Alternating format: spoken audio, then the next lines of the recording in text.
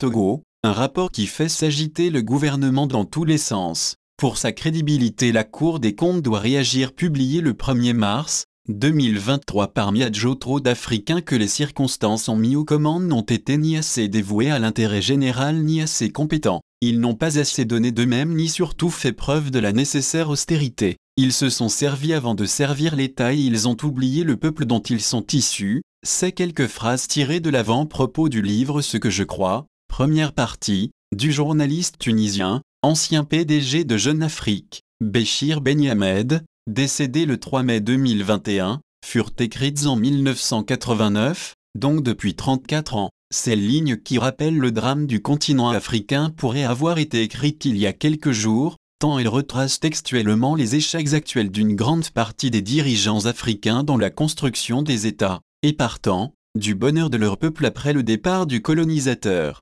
Ces drames, rendus possibles par des régimes autoritaires et prédateurs ici et là sur le continent, ne laissèrent aucune chance aux populations qui végètent dans la pauvreté la plus abjecte. Nous Togolais aussi, hélas, vivons notre drame depuis plus d'un demi-siècle, et le bout du tunnel n'est pas près de se faire apercevoir, comme le montre le énième scandale d'État autour de la gestion des fonds du Covid. Pour la première fois, une institution d'État, la Cour des comptes, reste digne et courageuse en publiant un rapport accablant pour les preneurs d'otages du peuple togolais. Habitué à voler et à tuer en toute impunité, seul maître à bord depuis longtemps sur le bateau à scandale, le régime togolais est surpris qu'une institution mise sur pied par ses soins, et cette audace, ce culot de dire la vérité, là où plusieurs autres, au lieu de servir le peuple, rampent devant le dictateur. Bien que le libellé du rapport fût clair comme l'eau de source, du côté du régime de Faure Gnassingbé, on gesticule dans tous les sens pour tordre le cou à la vérité,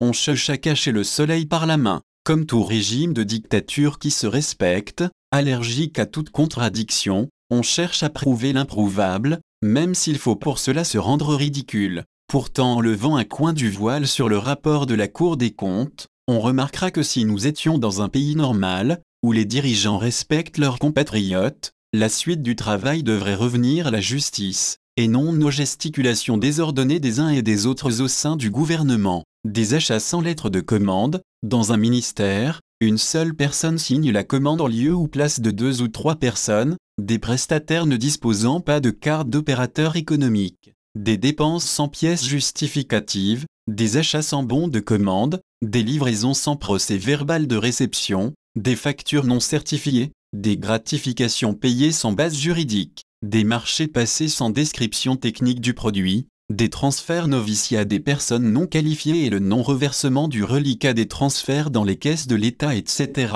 Qui a commandé le rapport à la Cour des comptes? Le gouvernement togolais, comme il l'affirme lui-même, ou la pression serait-elle venue des donateurs, dont la bête Banque africaine de développement? Cette question ou sa réponse n'a plus aucune importance, un scandale reste un scandale. Et comme l'affirmait le député Abbas Kaboua, représentant d'une petite formation politique à l'Assemblée nationale togolaise, le MRC, Mouvement des Républicains centristes, le travail de la Cour des comptes mérite d'être salué, et le bouillant député n'avait pas manqué de souligner que la corruption dans notre pays ne serait pas devenue un tel cancer incurable, si cette institution avait fait son travail aussi courageusement depuis longtemps. Abbas Kaboua, encore lui, depuis son lit d'hôpital n'a pas été du tout tendre avec ses collègues du Parlement togolais qui se sont encore laissés instrumentaliser par le gouvernement dont l'Assemblée nationale ne serait en aucun cas, selon le député, le prolongement. En effet, le 21 février dernier, une session extraordinaire eut lieu dans un hémicycle clairsemé pour que des ministres du gouvernement togolais eussent la possibilité de battre en brèche,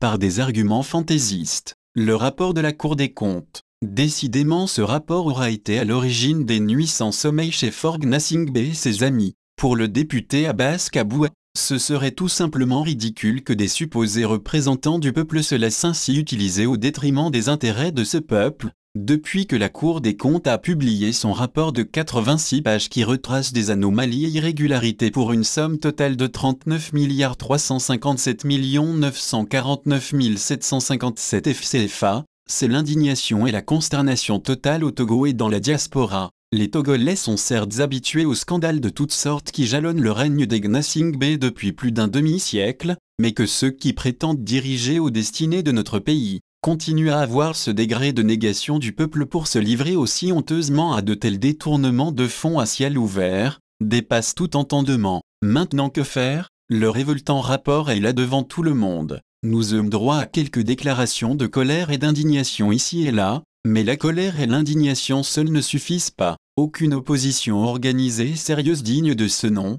pour véritablement donner le change au régime de dictature qui adopte la formule le chien aboie, la caravane passe, pour tenter de nier l'évidence. Une insulte de plus à l'intelligence des Togolais. Depuis la publication de son rapport dont le courage est salué par la majorité des citoyens, depuis que la consternation, la colère et l'indignation se sont emparés de l'ensemble du pays, à l'intérieur comme à l'extérieur, et surtout depuis que le gouvernement de Forg Nasingbe se démène comme un beau diable pour tenter de justifier l'injustifiable, personne n'a plus entendu parler de la Cour des comptes qui est restée muette comme une carpe. N'est-il pas temps que cette institution s'arme du même courage qui l'avait animée au moment de la rédaction du rapport pour jouer une sorte d'arbitre et taper du poing sur la table pour mettre fin à la pagaille organisée par le gouvernement togolais? Il y va de sa crédibilité. Samari, Tchadjebo, Allemagne.